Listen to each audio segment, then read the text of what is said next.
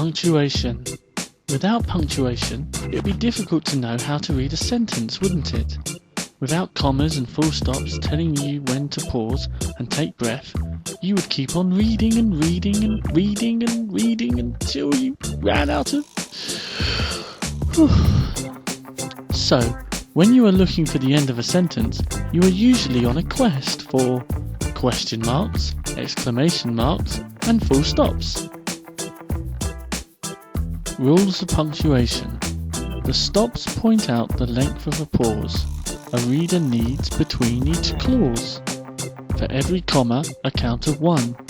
The count of 2 at a semicolon. Each colon prefers a count of 3. A full stop 4, we all agree. Full stops. When the sentence is full, a full stop stops any more words from squeezing in. If you spot a dot in the middle of a sentence, it is most likely there to stop you forgetting something. British Broadcasting Corporation is reduced to its initials like this, BBC. Other dots are used to stop you forgetting letters.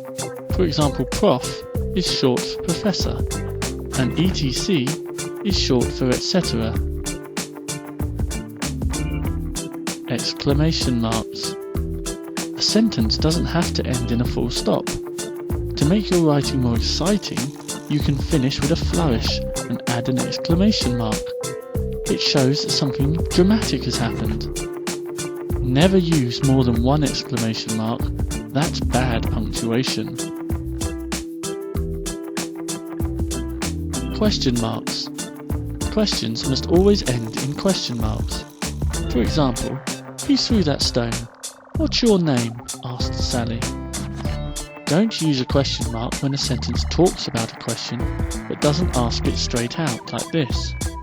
Sally wanted to know which boy had broken her window and what his name was. Commas. Commas are very useful little things. They can be used to separate items on a list, like this. We got up, had breakfast, walked to the beach, swam, ate our picnic, built sandcastles, and came home late. If a sentence is made up of different parts that could easily be used as separate sentences, each part is a clause. For example, this sentence shows 2 clauses, separated by a comma. It was sunny, so we went to the beach. It can be separated into separate sentences. It was sunny, we went to the beach.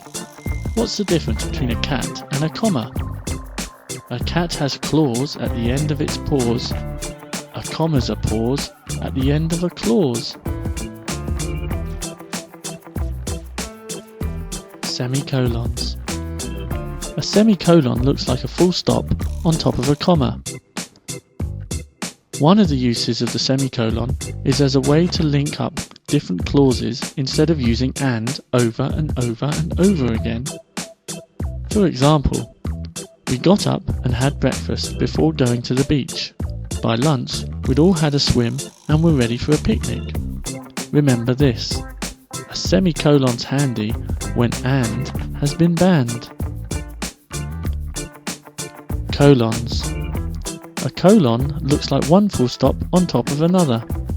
It's useful when you want to show that an explanation or a list is coming. For example, you want to explain what you had for your picnic or why you had a picnic. You might write, we packed a picnic, sandwiches, lemonade, boiled eggs, tomatoes, biscuits, buns and apple pie. Or, there were 2 reasons Mum insisted on packing a picnic.